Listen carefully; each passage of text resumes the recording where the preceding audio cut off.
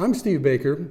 On behalf of Leadership Troy alumni, the Troy Area Chamber of Commerce, and the YWCA at Piqua, we welcome you to this virtually Meet the Candidates with opposition and issues facing the voters in Miami County in the general election on November 8, 2022. Recent redistricting has divided Miami County into two congressional districts, District 8 and District 15, due to the redrawing of the boundaries. Congressman Davidson, a Republican, seeks re-election in the 8th District. Congressman Davidson, you have 2 minutes for your opening comments. Yeah, thank you to Leadership Troy for hosting this event. I think it's an important event for not just Troy, but Miami County and the surrounding area. People can be well informed on the issues and the candidates that are on their ballot. I always encourage people to go to your local board of elections and make sure you know what's going to be on your ballot before you go try to cast your vote. And I encourage everyone to vote. And of course, I'm asking for everyone who's eligible to vote for me to please vote for me. I love the opportunity to serve in Congress, and I can tell you it's a lot better in the majority. I'm encouraged to see that it looks like Republicans are going to take back the House, and I look forward to serving in the House Financial Services Committee, hopefully as a subcommittee chairman. And I really feel like we're going to make a difference for our country. Joe Biden isn't going to change course on his own, and we need a Republican majority to change course for him and for the good of our country. So I humbly ask for your vote and the chance to continue serving as your member of Congress. Democratic candidate Dr. Vanessa Enoch is running against Congressman Davidson in this 8th District. Dr. Enoch, you have 2 minutes for your opening statements. Hi, my name is Vanessa Enoch, and I am a mother, a business owner, and a concerned citizen from Ohio. I am running for Congress because I believe that the people of Ohio's 8th Congressional District deserve to have authentic representation who will work on behalf of the people of this district and not be sold out to big business, big pharma, and special interest groups. This year we're facing a critical time in our nation's history where women's rights are under attack, civil rights are under attack, and we risk the potential for losing our democracy. I'm running as a parent, as a mother of 2 adult daughters who will have less rights than I had growing up, less rights than my mother and my grandmother. And that's, this year, one of the most important things that concerns me as someone who is running for Congress. My daughters chose to leave the state of Ohio, as many young people are now making the decision about where they want to live and basing it on the potential for, having safe pregnancies. My concern as it relates to women's rights in this particular election, I'm reminded of my own pregnancy, where 2 of the ways that are considered ways that abortions happen, inducement as well as C-sections. Both of those I had during normal course of delivery. And I shudder to think that my doctors would have been facing 10 years in prison to save my own life if that same pregnancy happened today. So I look forward to this election season, and I hope that you'll consider me to represent your interest in the House of Representatives. Now, the 2 congressional candidates have 2 questions they answer. The first one, Americans are working harder, taking home less, struggling to feed their families and fill their gas tanks. What can Congress do about that? Dr. Enoch, you're first. There are a number of things that Congress can do in order to ensure that we stabilize our economy. In particular, a bill, the infrastructure bill that was passed just a few months ago, my opponent voted against it. That particular bill sent $20 billion in investment to Ohio. And in particular, that investment will drive the entire industry. That particular bill will ensure that our economy is stabilized, and it will ensure that there 10,000 jobs come to this economy. My opponent voted against it simply because Joe Biden's administration introduced the bill. I will make wise decisions in Congress and ensure that the people of this district have good paying jobs, good paying union jobs in our community, and that our young people are able to secure those jobs and stay here. Congressman Davidson, the same question. Well, we can change policies. As I said in my opening remarks, a lot of this happened because Joe Biden changed policies that were working. One, we need to get everyone back to work who was working. While unemployment rate is low, we still have nearly 2 million people fewer working than were working prior to COVID. And some of these things are artificially limiting our supply. So when you have more people working, you produce more. And then lastly, you look at policies like energy that have harmed our economy. If closing the Nord Stream pipeline is supposed to be bad for the Russian economy, why would we close our pipelines? Why would we limit our energy production? These things need to be reversed, and Republican majorities are going to do it. And of course, we need the pro-growth policies that we know worked. These are policies that Republicans implemented, and Joe Biden's been working to dismantle. So, change course. If the issue of abortion comes before Congress, what is your stance? You have 1 minute, starting with Congressman Davidson. Well, I'm very excited that Republicans broadly and some pro-life Democrats worked together for 50 years to end Roe v. Wade. It was an unjust decision. It imposed a judicial ruling on the country, and it was really decreed from the Supreme Court. People are represented by a Republican form of government. That means they have a legislature. And thankfully in Ohio, we have passed the heartbeat bill, which is a compromise. The science shows clearly that life begins at conception, and all life is precious. We should do everything in every instance to protect the mother and the baby, and I think that's what an ethical, honest doctor would do. Ohio's law inherently allows like morning after pills or abortion-inducing drugs in the case of rape or something, and it doesn't ban those. So I think it's a good law in the state of Ohio, and I fully support it. Dr. Enoch, the same question. I believe that women's bodily autonomy should be protected, and I will vote to protect the abortion issue. I believe that it is a medical decision that should be made between a woman and her doctor.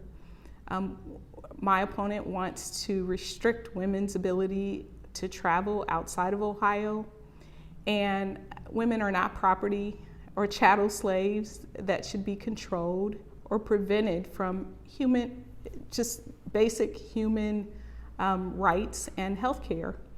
And so I will work and fight for women and for women's bodily autonomy. You now each have 1 minute for your closing comments, beginning with Dr. Enoch. As a mother and as someone who is running to protect our rights and our interest in Congress, I intend to fight for the things that are important to people in this district. Things like climate change, whereas not voting on bills that will protect our climate puts us all at risk. It puts our health at risk. It ensures that our future generations may not see, another day. People are coming to this country as refugees, running from things like floods and fires and various other weather conditions. And my opponent's voting against providing aid and funding internationally. And if that aid was afforded to those individuals, they may not need to come to the United States. They could stay in place in their own native countries. So I will fight for those kinds of things. You can learn more about me at enochforcongress.com. Congressman Davidson? I think everyone who's taken time to look at this and to participate, again, I encourage everyone to vote. And go online at the Miami County Board of Elections, see who is on your ballot, and I humbly ask for the chance to continue serving, to continue defending freedom in Congress as your representative. And I'd also ask you to vote for the other candidates that are for defending freedom and the principles that have made America the world's land of opportunity. God bless you all. About 2/3 of Miami County falls under the 15th Congressional District, Republican Congressman Mike Kerry currently holds that seat and is seeking re-election. A scheduling conflict has prevented him from participating in this forum. He is being challenged in November 8th election by Democratic candidate Gary Josephson. Mr. Josephson, you have 2 minutes for your opening statements. My name is Gary Josephson, and I'm a candidate for the 15th Congressional District. The lines were recently drawn to include these western counties from Franklin County, but I'm happy to be anywhere in the state and don't think that's a big issue.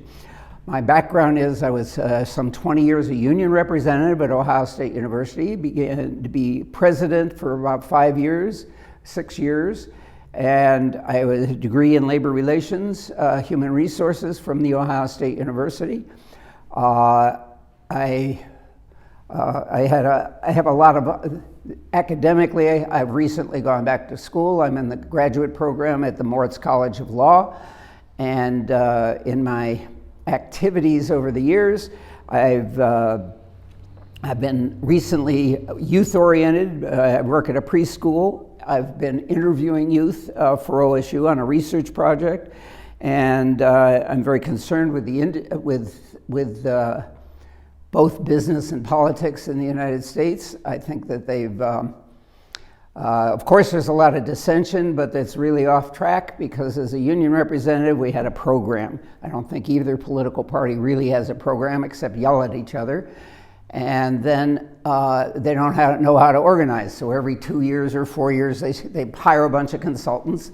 It gets nasty, they spend a lot of money, and the public is not well served.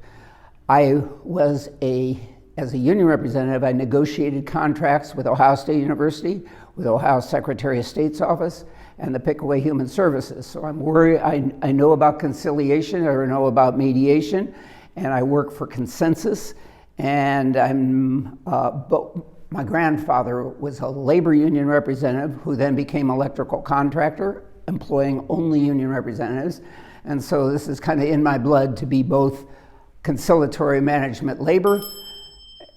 Gary, you have now 2 questions to answer, and you have 1 minute for your responses. Americans are working harder and taking home less, struggling to feed their families and to fill their gas tanks. What can Congress do about that? Well, I think that there's an amendment to the Constitution called Amendment 14. Everybody talks about it with civil rights, but it actually also applies to business. It's a level playing field for business.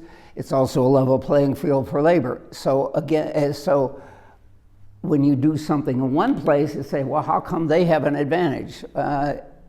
We lost all the industry in Ohio. My father was an engineer.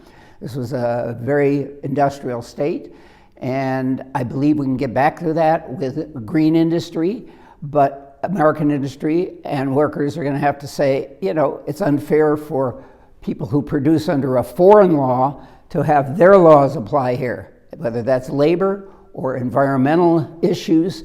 A level playing field says if you make a good industry here and you're paying your workers well and you're environmentally sound, then no foreign company should be able to bump you out unless they're doing the same thing. If the issue of abortion comes before Congress, what is your stance?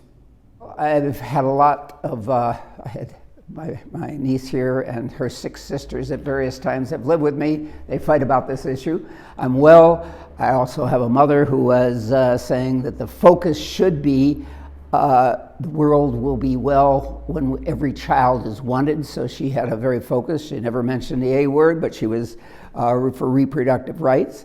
And I think the solution is very close to what waivers,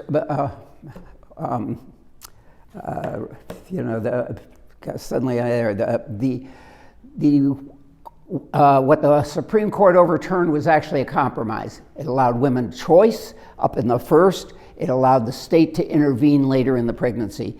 And right now, it's a war between absolutes now, and I want to go back to a human compromise that helps both the women and concerns with people who are really opposed to late-term abortion. Mr. Josephson, you have 1 minute now for your closing comments.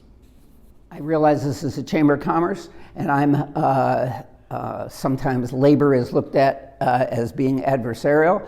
I think that's very important, and the building trades in particular, where my grandfather was, is very cooperative between management and labor. That's the only way it works. I think that's also true in other workplaces, and that the chamber also, while they're focused on business, I went to Pike County where it was opioid central, and the chamber is very involved in a lot of those social issues. And I know the chamber here is probably doing the same thing. It isn't just how do you make business and money. It's a community that sticks together, that takes care of its problems, takes care of its hungry, as well as its opportunity for business to invest and do well. And I'm for all that. So I don't see myself as anti-business. I see myself as pro-business and pro-worker. The only local issues on the ballot in Miami County are the proposed resolutions dealing with gas aggregation and electric aggregation. Joining us to explain what a yes vote means and what a no vote means is Miami County Administrator Charlotte Colley, along with a representative from Palmer Energy. On the ballot this year, we have electric and natural gas aggregation. Voting yes for either one of them gives eligible Miami County residents the choice to participate in the aggregation program. The Miami County Commissioners won't enter into an aggregation program unless savings are projected from those bids that they would receive. If they vote no for the aggregation program, that means that the rates that Miami County residents are currently receiving will remain the same. Voting no prevents the county from offering a choice for energy aggregation. Bob Snavely, our energy consultant from Palmer Energy, is here today to help explain a little bit better how all this works. Yeah, thanks, Charlotte. So governmental aggregation is basically the grouping together of households and small businesses to get a discount on the generation portion of your bill. Your bill is split up between the utility side, which is regulated, and then the deregulated side is the part that we can help with aggregation. The larger the group, the better savings you can get. That's kind of what we talked about when we spoke with the commissioners about putting aggregation on the ballot. They saw the value of the group purchasing and the savings opportunity. So who is going to be voting on aggregation for electric and natural gas in this election? So it'll be the unincorporated areas of the county, with the exception of Newberry Township, because they already have an aggregation in place. So basically all the townships and the unincorporated areas. And because a lot of those folks currently have Pioneer Electric, it's a cooperative, are they impacted by this? They won't. That's a great question. They won't be impacted. However, they will be able to vote on it. And so the way I kind of explain it is what we're trying to do is group together to get a discount on electric generation. Mm-hmm. And that's what the co-op does for their members. There's probably an outside benefit to them, if they own businesses in the county, that if there's some free cash around because of the savings for electric and natural gas, maybe the folks spend it at their businesses. That makes sense. So how do residents join an aggregation program? How does that work? Yeah, so this is an opt-out program, which means if you're directly with the utility, you're going to be automatically enrolled, so you don't have to do anything. Mm-hmm. If you don't want to participate, you'll get an opt-out letter when the deal's gone through. And that'll have the terms and conditions on it, and all the information that you need to make your decision on aggregation. Wonderful. So we're running short on time, and we want to make sure that everyone understands what the ballot language actually says, because it is a little confusing. So I'm going to let Bob take a look at that and try and read through it, so when you get to your voting precinct, you're ready. Yeah, and this is there's one for electric and one for gas, and it shall Miami County have the authority to aggregate the retail electric loads located in the unincorporated areas of Miami County, excluding Mayberry Township, and for those purposes to enter into service agreements to facilitate for those loads and sale and purchase of electric. Such aggregation to occur automatically except where a person elects to opt out. So, if you see that language, same for natural gas, you substitute electric for natural gas and it reads the same way. That's what we're talking about here.